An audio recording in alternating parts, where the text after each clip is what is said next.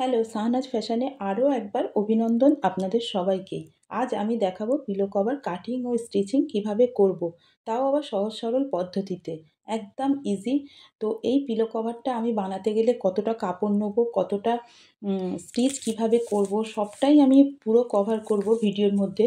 তো আপনারা ভিডিওটা স্কিপ না করে প্রথম থেকে শেষ পর্যন্ত দেখতে থাকুন, তাহলেই প্রসেসটা বুঝতে পারবেন।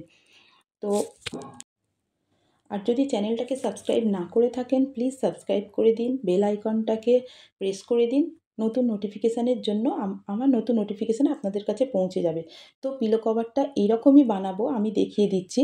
তো তার জন্য কি কি করব চলুন প্রসেসটা দেখে নিই তাহলে। প্রথমেই আমি কাপড় নিচ্ছি, কাপড়ের চওড়া হচ্ছে আমার 33 আর কাপড়ের লম্বা হচ্ছে আমার 25 ইঞ্চ। তো 33টাকে আমি হাফ করে নেব, হাফের থেকে 2 ইঞ্চ কম করব। মানে পিলো কভারের নিচে যে পার্টটা থাকে সেটা আমার 2 ইঞ্চ বেশি থাকবে, আর ওপরের পার্টে 2 ইঞ্চ কম থাকবে। তো এইভাবে আপনারা মিডল করে নিয়ে 2 ইঞ্চ বাকি রেখে মার্ক করে দেবেন।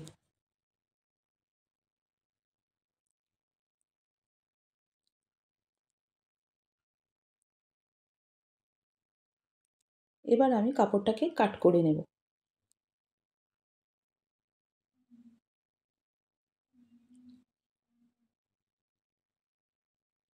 তো পিলো কভার নিচের পার্টের জন্য আমি 2 ইঞ্চ চওড়াতেও আমি কম করে দিলাম। মানে লম্বাও 2 ইঞ্চ কম, চওড়াতেও 2 ইঞ্চ কম গেল আমার। তো আপনারা আপনাদের মাপ অনুযায়ী একটু কমানো বাড়ানো করতেই পারেন। আমার মেজারমেন্ট অনুযায়ী 25 ইঞ্চ লম্বা আর চওড়া হচ্ছে 16 ইঞ্চ ওপর পার্টের জন্য, আর নিচের পার্টের জন্য 23 ইঞ্চ লম্বা আর 14 ইঞ্চ চওড়া নিলাম। আর এই 3 ইঞ্চ আমি এটা একটা বেল্ট ব্যবহার করব, যেটা বালিশের কভারটা আটকে যায়, তার জন্য এই আমি 3 ইঞ্চ পরিমাণ বেল্টের কাপড় একটা কেটে নিয়েছি। পিলো কভারটা স্টিচ করার জন্য আমি সেট করে নিচ্ছি। প্রথমে যেভাবে ঠিক কভারটা সোজা দিকে বসানো থাকে সেভাবে ঠিক বসিয়ে নিচ্ছি।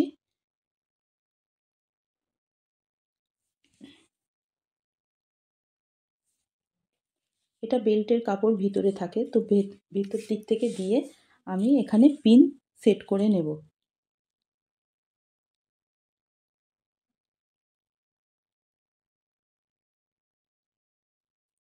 আর বাকি অংশটা আমি কাট করে দেব।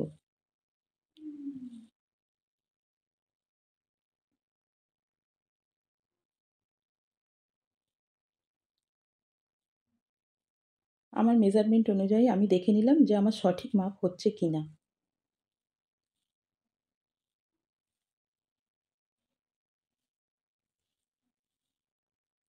এবার স্টিচিংয়ে চলে যাব আমি। তো স্টিচিংটা আমি কর্নারগুলো কিভাবে ফোল্ড করব আমি ভালোভাবে দেখানোর চেষ্টা করছি। আপনারা শুধু আমার হাতের দিকে তাকিয়ে লক্ষ্য করুন। এটা আমি ভেতরে যে বেল্ট দিয়েছিলাম সেটা শুধু ১ চাপ পরিমাণ ফোল্ড করে নিয়ে একটু স্টিচ দিয়ে নিচ্ছি।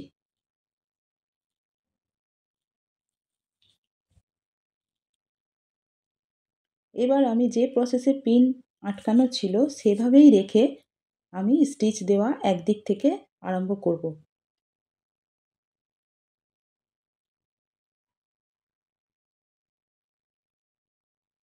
ঠিক এভাবে আমি যেভাবে দিচ্ছি ঠিক মিডল থেকে আমি দেওয়া আরম্ভ করব।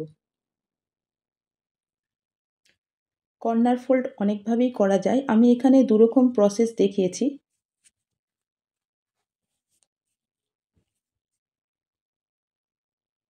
এখানে কোণ থেকে একটু ১ ইঞ্চ পরিমাণ কেটে নিয়ে এভাবে ঠিক ফোল্ড করে শেপ দিয়ে দেবেন।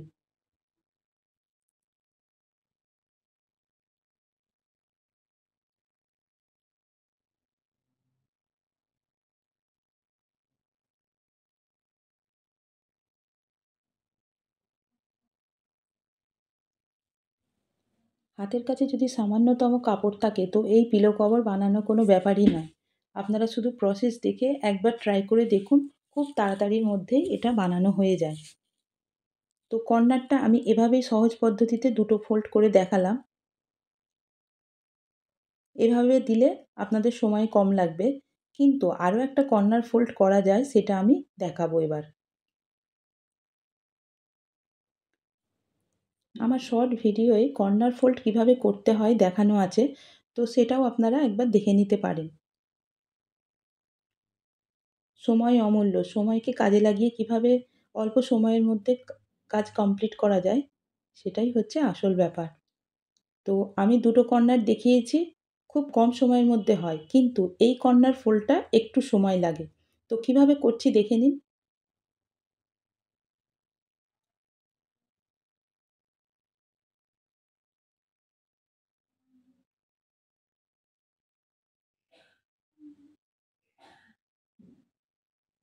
এবার ভিতরের বেল্টের কাপড়টা ভিতর দিক থেকে দিয়ে তারপরে এটা মুড়ে দিয়ে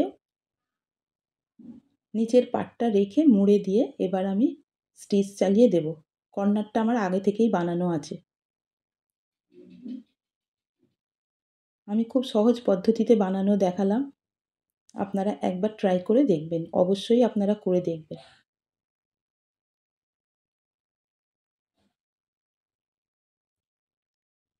ওপরের এই দুটো কর্নার আমি সেই একই পদ্ধতিতে করলাম।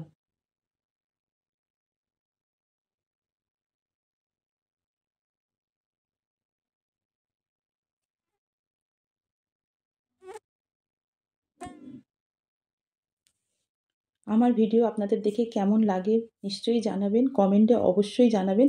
কমেন্ট করলে কি হয়, আমি খুব মোটিভেট হয়ে যাই নতুন ভিডিও বানানোর জন্য। আর আপনারা কি জানতে চাইছেন কিংবা কি দেখতে চাইছেন অবশ্যই কমেন্টে জানাবেন।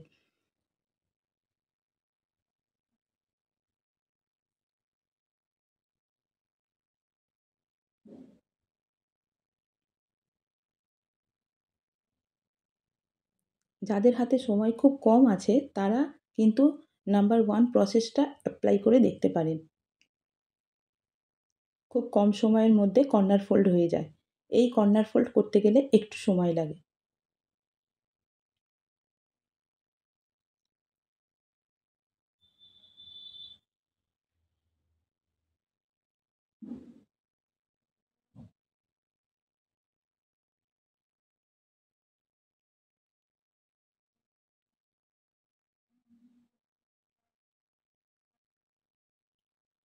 দেখলেন তো কত অল্প সময়ের মধ্যে আমার বানানো কমপ্লিট হয়ে গেল। এবার পিলো কভারের নিচের যে পার্টটা আছে সেটা সামান্য ১ চাপ পরিমাণ মুড়ে একটু স্টিচ দিয়ে নিলেই ব্যাস আমার কমপ্লিট পিলো কভার।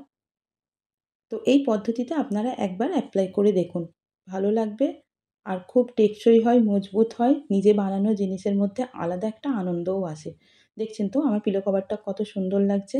ভিডিওটা কেমন লাগলো নিশ্চয়ই জানাবেন। আমি আবারও হাজির হব অন্য কোনো ভিডিও নিয়ে। ততক্ষণের জন্য বাই বাই।